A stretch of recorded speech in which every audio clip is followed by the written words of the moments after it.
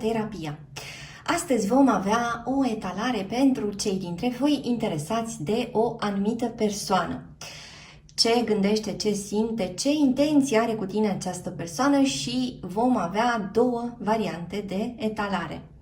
Prima, acest grup de cărți, grupul 1 și aici varianta 2 sau grupul 2. Alegeți, vă rog, cu ajutorul intuiției voastre. Este o citire fără timp, contează momentul în care o asculți și este o citire colectivă, adică ceea ce auziți aici se aplică doar unora dintre voi. Vă rog să luați ceea ce rezonează cu fiecare dintre voi. Și începem cu cei dintre voi care au ales acest grup, grupul numărul 1. Ce gânduri, ce sentimente are această persoană vis-a-vis de tine, ce intenții are.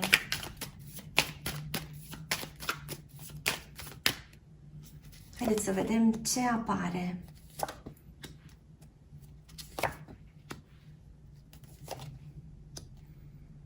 Aici avem o persoană din Săgetător sau o persoană dintr-un semn de pământ, Taur, Capricorn sau Fecioară.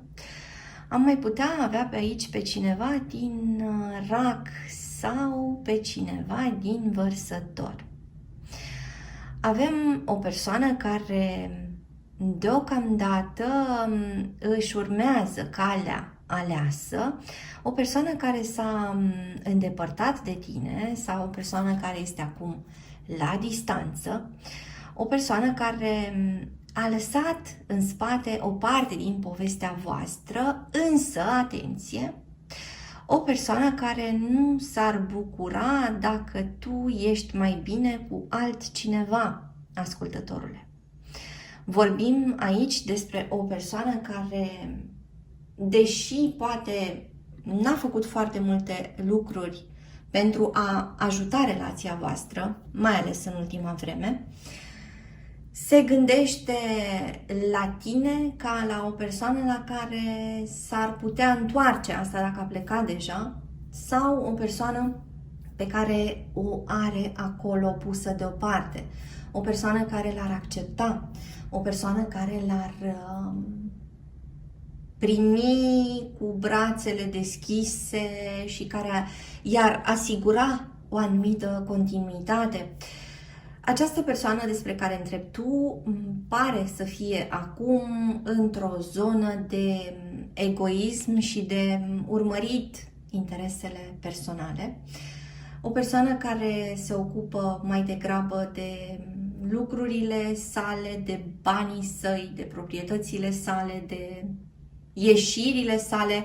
O persoană care vrea să pară foarte ok în fața lumii, este un alt mesaj pe care îl primim aici, și care în același timp spuneam că nu pare să facă foarte multe lucruri în legătură cu povestea voastră și totuși speră ca tu să fii mereu acolo. Fie în calitate de amic sau amică, fie în calitate de confident, confidentă, o persoană care îi asigură cumva un cuib stabil în care să se întoarcă atunci când decide sau atunci când s-a săturat de colindat prin lume sau prin alte interacțiuni. Vă rog să-mi spuneți cum rezonează cu voi acest mesaj. Avem aici de asemenea o persoană în care tu, ascultătorule, nu îți mai pui foarte mult încrederea și chiar aș vrea să văd ce vine din partea ta ca răspuns la această atitudine din partea acestei persoane.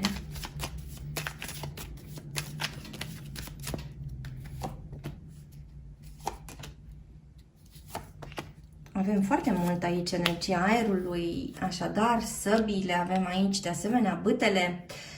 Reacția ta la o astfel de atitudine din partea acestei persoane este una dură.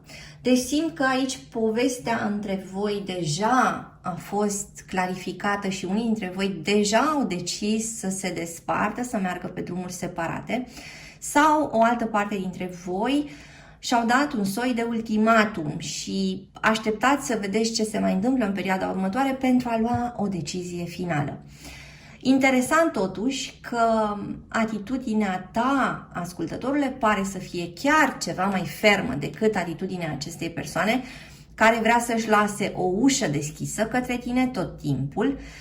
Atitudinea ta este ori în relație, ori nu mai avem nimic de discutat. De asemenea, atitudinea ta este nu vreau să mai am de-a face cu trădarea ta și cu spatele tău întors, sau cu răceala ta, sau cu absența ta, sau cu scuzele tale. Și ce mi se pare foarte interesant aici este că s-ar putea să apară o nouă scânteie. Haideți să vedem despre ce ar putea să fie vorba. Iată exact ce bănuiam. Simt că în momentul în care tu, ascultătorule, ai trimite un mesaj final acestei persoane, că nu mai poți, că nu mai vrei, că închizi acest capitol, și în momentul în care această persoană înțelege că tu vorbești serios, s-ar putea să ai parte de o întoarcere foarte rapidă sau de o confruntare sau, în alte cazuri, de o atitudine răzbunătoare din partea acestei persoane, care, deși pare împăcată cu a merge pe propriul drum, totuși, în momentul în care aude despre final și despre despărțire și despre tine care pui piciorul în prag, se poate întoarce cu viteză chiar și poate să îți aducă foarte multe argumente despre de ce ești tu de vină aici în povestea asta. Așadar, simt că vorbim despre o persoană care ar vrea să decidă cum stau lucrurile, ar vrea să dicteze între voi, ar vrea să aibă controlul complet asupra situației voastre. Și dacă simte că tu te ridici cumva deasupra acestei situații și încerci să închizi tu prin propria decizie ceva, atunci este primul sau prima care se prezintă la ușa ta sau te sună sau îți scrie sau trimite pe cineva. În orice caz, persoana asta trebuie să fie cea care dictează, cea care decide. Dacă simte că altcineva ia decizii în locul său, atunci se transformă într-un soi de fiară, într-un soi de copil plângăcios și bate pumnul în masă și vine cu toată viteza și cu toată hotărârea și îți spune că lucrurile nu pot sta așa. Haideți să vedem mai departe, pentru că mi se pare foarte interesant ce a apărut aici. Vă voi da câteva inițiale. Avem litera U, litera C, litera G, litera M, litera L sau litera O. Persoane care sunt născute pe 4, 14 ori 24, persoane născute pe data de 8, 28 sau 18, sau persoane născute pe data de 3, 13 ori 23. Ce ar putea să se mai întâmple aici? Iată 3 arcane majore. Avem aici forța, spânzuratul și cartea karmei. Foarte interesant ce se întâmplă. E ca și cum această persoană se simte sacrificată, trădată, abandonată, deși această persoană fusese cea care sacrificase, abandonase, trădase. În cele mai multe cazuri, luați vă rog ce rezonează. O persoană care foarte repede reacționează la ideea de partener ferm. Așadar, ascultătorule, tu în postura de partener ferm, partener cu decizia în mână, ești cel sau cea care poate să determine, în anumite cazuri, o trezire sau o întoarcere din partea acestei persoane.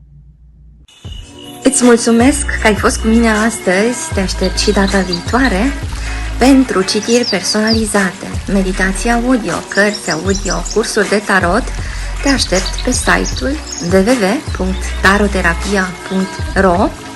Abonează-te la acest canal, dă un like și lasă un comentariu dacă ți-a plăcut acest video, iar până data viitoare să ai grijă de tine.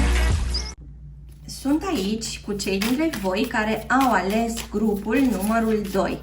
Explorăm împreună ce gândește, ce simte, ce intenționează persoana care te interesează vis-a-vis de tine.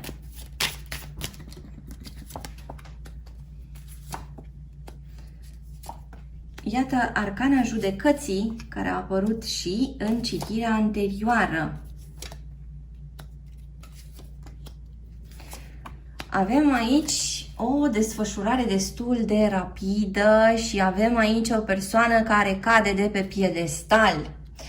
Avem energia turnului, ceva se poate întâmpla absolut pe neașteptate între tine și această persoană care caută cu disperare o discuție sau o clarificare, vrea repede, vrea acum, vrea să audă părerea ta, vrea să-ți spună ceva și vrea să aibă un răspuns. Această persoană nu suportă niciun fel de întârziere. Ceea ce gândește această persoană este că tu te-ai răzvrătit, te-ai revoltat, te-ai îndepărtat, te-ai schimbat. Avem în ultimele citiri foarte mult această energie a cuiva care înțelege ceva într-un final. Această persoană are impresia că tu dintr-o dată ai devenit foarte seducător cu ceilalți sau foarte seducătoare. Această persoană are impresia că te-ai dezbrăcat cumva de o piele veche și acum încerci să mergi înainte, intrând cumva într-un alt rol. Și acest rol este ceva ce provoacă foarte mult această persoană. E ca și cum această persoană percepe la tine o schimbare calitativă. Te-ai transformat în altcineva. Cine ești? Sau, de asemenea, îi se pare acestei persoane că tu ai început să fii din nou așa cum erai la începutul poveștii voastre.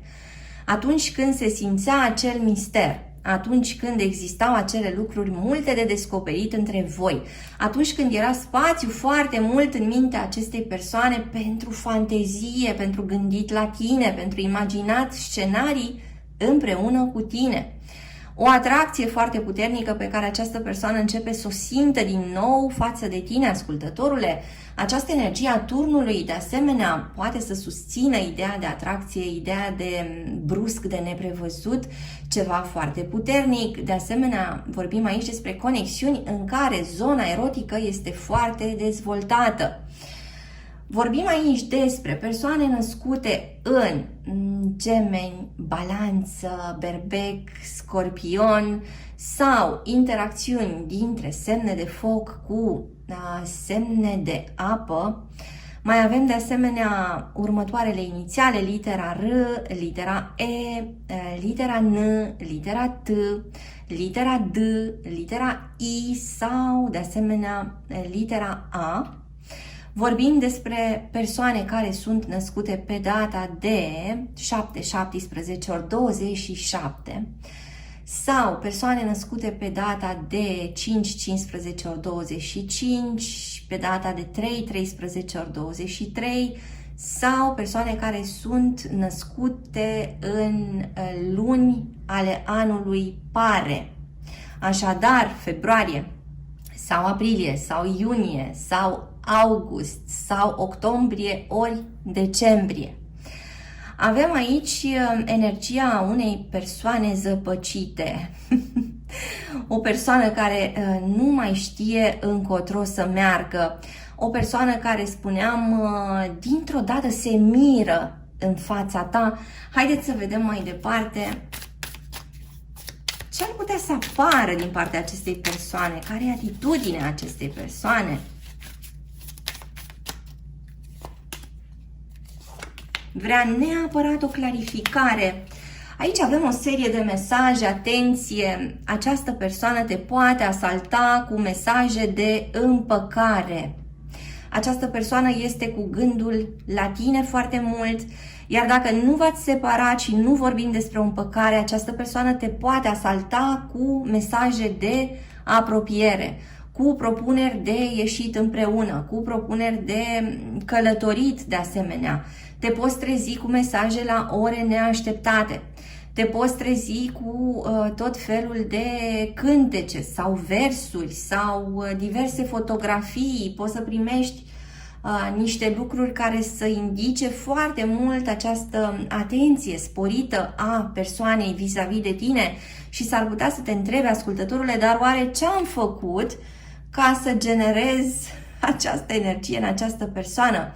Ce am făcut de s-a activat așa? Ce fel de butoane am apăsat ca să se activeze așa această persoană?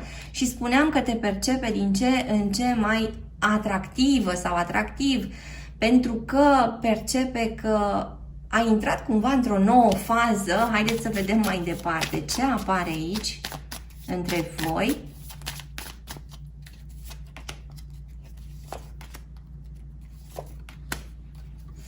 Avem două arcane majore. Ceva a rămas necompletat între voi. Ceva a rămas nefinalizat. Cercul dintre voi nu s-a închis. Voi mai aveți încă de trăit lucruri împreună. Iată, o vacanță într-un loc exotic. Unii dintre voi. De asemenea, această carte este o carte a călătoriei, o carte a explorării lumii, însă împreună. Iată ce frumos au apărut aceste cărți. Vorbim aici despre cineva care se grăbește să trăiască cu tine tot ce n-a trăit cu tine până acum.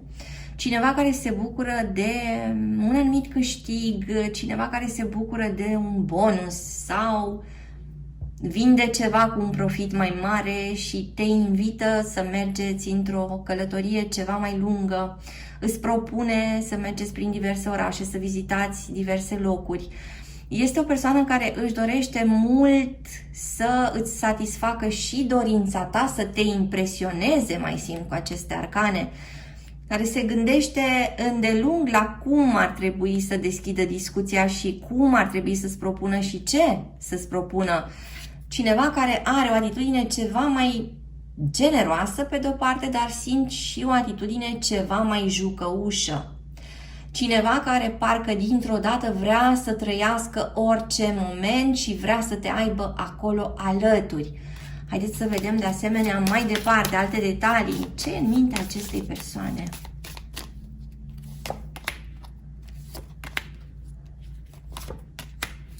În mintea acestei persoane este, iată, reechilibrarea situației dintre voi. Sau a rezolva un conflict, o ceartă, sau a te aduce înapoi în viața sa. Da? Lucrează conștient la o împăcare în anumite cazuri. O împăcare, o perioadă bună, de fapt, care ar trebui să vină după o perioadă de nemulțumire, după o perioadă de tristețe, după o perioadă de răcoare în plan emoțional între voi doi. Acest rege de cupe care mi-arată de asemenea deschidere și o propunere romantică și afecțiune și vorbitul din inimă. Această persoană e pregătită să te înconjoare cu dragostea sa arătată în foarte multe feluri. Haideți să mai vedem câteva indicii de ca și cum ar vrea să te surprindă, așa cum ar face un magician. Ar vrea să te seducă din nou, ar vrea ca tu să-ți pierzi din nou mințile, ar vrea ca tu să simți din nou profund, ar vrea ca tu să te temi din nou de o posibilă despărțire și să nu te mai îndepărtezi de el sau de ea. Ar vrea să-ți creeze acest confort pentru a se asigura că vei fi acolo și că vei rămâne acolo, iată, pe termen lung. Îți mulțumesc că ai fost cu mine astăzi, te aștept și data viitoare pentru citiri personalizate, meditații audio, cărți audio, cursuri de tarot. Te aștept pe site-ul www.taroterapia.ro. Abonează-te la acest canal, dă un like și lasă un comentariu dacă ți-a plăcut acest video, iar până data viitoare să ai grijă de tine.